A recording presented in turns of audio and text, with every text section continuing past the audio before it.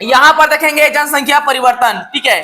तो जनसंख्या परिवर्तन का शाब्दिक अर्थ क्या होता है? किसी निश्चित अवधि में होने वाले लोगों की जनसंख्या में परिवर्तन क्या कहलाता है? जनसंख्या परिवर्तन। सपोज करिए अभी 2025 में, ठीक है, अभी 2025 में हमारे स्कूल की जनसंख्या माना कि 1400 है। कितना है भैया? 1400। समझ में आ रहा है ना? माना कि अभी 2025 में हमारे स्कूल के स्टूडेंट की जनसंख्या कितना है? 1400। लेकिन यही 2000, ठीक है ना, कितना में 26 और 27 में कितना हो जाएगा? 3000 हो जाएगा। कितना हजार हो जाएगा? 3000 हो गया, ठीक है। 14 से कितना हो गया? 3000। तो एक साल में लोगों की जनसंख्या क्या हो गया? आपका परिवर्तन हो गया। तो किसी निश्चित अवधि में लोगों की संख्या में होने वाले परिवर्तन को जनसंख्या परिवर्तन कहते हैं। अब विश्व की जनसंख्या बेटा दिन ब दिन क्या होते जा रहा है? बढ़ जा रहा है। 1800 ईस्वी में लगभग विश्व की जनसंख्या कितना था भैया आपका? ठीक है ना, कितना था? कितना था? 1.5 करोड़। कितना था? 1.5 करोड़। आने वाले, ठीक है ना, कुछ सालों में यह कितना हो गया आपका? 3 अरब। फिर आने वाले जैसे कितना हो गया आपका? 6 अरब। अभी हम लोग 2011 की जनगणना बोल रहे हैं ना, अब लगभग 7 अरब हो गया है। तो ये जनसंख्या परिवर्तन क्यों हो रहा है? इसके क्या कारण है ये देखना है। तो अभी को अपने को समझना है जनसंख्या परिवर्तन के घटक। जनसंख्या परिवर्तन के घटक। विश्व की जनसंख्या, ठीक है ना, 3 कारणों से आपका जनसंख्या ऊपर नीचे होता है। पहला हो गया आपका जन्म दर।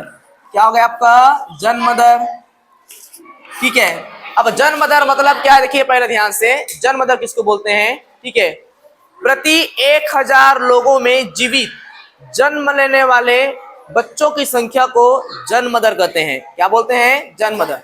प्रति 1000 शिशुओं में, प्रति 1000 शिशुओं में, ठीक है ना, जीवित जन्म लेने वाले की संख्या को हम लोग क्या बोलते हैं? जन्म दर।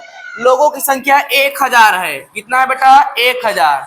जन्म लेने वाले शिशु की संख्या कितना है? क्योंकि देखिए कई एक शिशु मतलब बच्चा होता है ना, वह जन्म के उपरांत मर जाता है या जन्म के समय मर जाता है।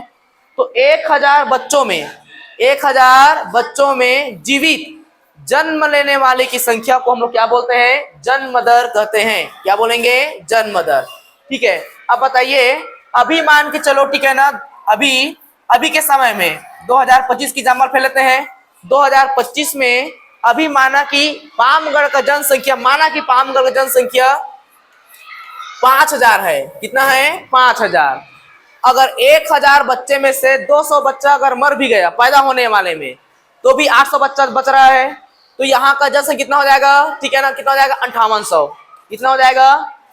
तो जन्म दर बढ़ा तो बताइए जनसंख्या परिवर्तन हुआ कि नहीं हुआ? हुआ कि नहीं हुआ? सिर्फ अभी यहाँ पर जनसंख्या कितना था 2025 में? 5000 है। कितना है? 5000। लेकिन 1000 जब बच्चों का जन्म होगा एक साल में, 1000 बच्चे में से, ठीक है, कितना बच्चा जीवित है और कितना बच्चा जन्म के समय में मर गया? तो माना कि 200 बच्चा जन्म के समय में मर गया, फिर भी कितना जनसंख्या बचा हमारे पास? 800। तो कितना हो जाएगा ये? 5800 जनसंख्या बढ़ा यहाँ पर। दूसरा कंडीशन होता है मृत्यु दर। क्या होता है? दूसरा जनसंख्या होता है हमारा, दूसरा घटक होता है मृत्यु दर। ठीक है, तो मृत्यु दर का मतलब क्या होता है? प्रति 1000 व्यक्तियों में मरने वालों की संख्या। बात समझ में आ रहे हैं? प्रति 1000 लोगों में मरने वालों की संख्या को बोलते हैं मृत्यु दर। ठीक है, 1000 लोगों में से कितने लोगों का मृत्यु हुआ उसको हम लोग क्या बोलते हैं? मृत्यु दर। क्या बोलते हैं? मृत्यु दर। माना कि कोई क्षेत्र में 1000 लोग हैं। कितने लोग हैं? 1000। 1000 में से आपका 300 व्यक्ति मर गया, कितना व्यक्ति बच गया? 700। तो 300 व्यक्ति जो मरा हुआ है उसको हम लोग क्या बोलेंगे? मृत्यु दर। अब बताइए ये टोटल कितना था भैया आपका? माना कि 2025 में पामगढ़ की जनसंख्या कितना है? 5000। कितना है? 5000। अब इसी 5000 में से 300 व्यक्ति मर गया, इसी 5000 में से कितना व्यक्ति मर गया? 300 व्यक्ति मर गया। तो कितना व्यक्ति बच गया? 4700। तो जनसंख्या परिवर्तन हुआ कि नहीं हुआ? यहाँ पर जनसंख्या क्या हुआ बेटा? कम हुआ। मृत्यु दर में जनसंख्या क्या होता है? कम होता है। तीसरे नंबर पर आता है प्रवास।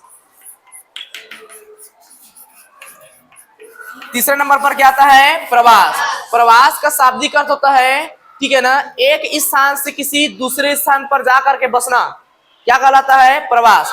अब देखिए ध्यान से, माना कि 2025 में, ठीक है ना, पामगढ़ का जनसंख्या कितना है बेटा? 5000। कितना है? 5000। 5000 में से 3000 लोग कहाँ चले गए? रायपुर। कहाँ चले गए? रायपुर। कहाँ चले गए भाई? तो यहाँ पर पामगढ़ में कितना जनसंख्या बच गया? 2000। ठीक है, तो इससे भी जनसंख्या आपका परिवर्तन हुआ कि नहीं हुआ? अब रायपुर का जनसंख्या बढ़े या घटेगा? क्योंकि यहाँ से 3000 व्यक्ति कहाँ चला गया? रायपुर। तो पामगढ़ का जनसंख्या कम और रायपुर की जनसंख्या ज्यादा। तो जनसंख्या परिवर्तन के 3 घटक। कितना घटक? 3 घटक। जन्म दर, मृत्यु दर और प्रवास। जन्म दर, मृत्यु दर और प्रवास। जनसंख्या परिवर्तन किसको बोलेंगे? किसी निश्चित अवधि में, किसी निश्चित अवधि में, ठीक है ना, लोगों की संख्या में होने वाले परिवर्तन को क्या बोलते हैं? जनसंख्या परिवर्तन। माना कि 2025 में पामगढ़ का जनसंख्या कितना था? 5000 था, लेकिन कुछ कारणवश, जन्म दर कारण जनसंख्या यहाँ पर बढ़ गया, या मृत्यु दर कारण जनसंख्या यहाँ पर घट गया, या प्रवास कारण जनसंख्या क्या हो गया? है ना, बढ़ गया। ऐसा नहीं है कि पामगढ़ में 5000 लोग हैं और बताइए रायपुर से अगर 5000 लोग और पामगढ़ अगर बस गए तो यहाँ का जनसंख्या क्या हो जाएगा? बढ़ हो गया। तो जनसंख्या परिवर्तन जब होता है ना, तो ये जन्म दर, मृत्यु दर और प्रवास, इन चीजों से जन्म दर, अब जनसंख्या आपका बढ़ता भी है और घटता भी है। समझ में आ गया? ये था हमारा जनसंख्या परिवर्तन के घटक।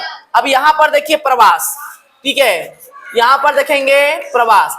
प्रवास का शाब्दिक अर्थ क्या होता है? अपने इस स्थान को छोड़ करके अन्य स्थान पर जाकर के बसना। क्या कहलाता है? प्रवास। क्या कहलाता है भाई? प्रवास। अब देखिए प्रवास भी 2-3 प्रकार का होता है। कितने प्रकार का होता है? 2-3 प्रकार का।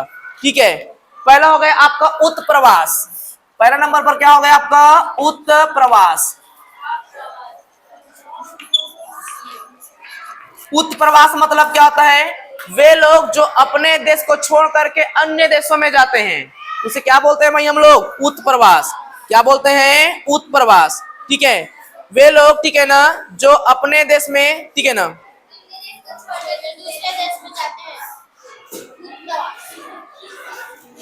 समझा कर इसे क्या बोलेंगे? उत्प्रवास। वे लोग जो अपने देश को छोड़ करके अन्य देशों में जाते हैं, उसे क्या बोलते हैं? उत्प्रवास। उसके बाद अप्रवास। अप्रवास, अप्रवास है ना? अप्रवास मतलब होता है जो अपने देश में लौट कर वापस आते हैं, उसे क्या बोलते हैं? अप्रवास। क्या बोलेंगे भाई? उसे अप्रवास बोलते हैं। समझा कर? उत्प्रवास और अप्रवास।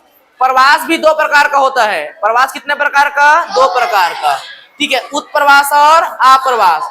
वे लोग जो अपने देश को छोड़ करके अन्य देशों में क्या करते हैं? जाते हैं, उसे क्या बोलते हैं? उत्प्रवास। और वे लोग जो दूसरे देश को छोड़ करके अपने देशों में वापस आते हैं, उसे क्या बोलते हैं? अप्रवास। ठीक है, क्लियर करो।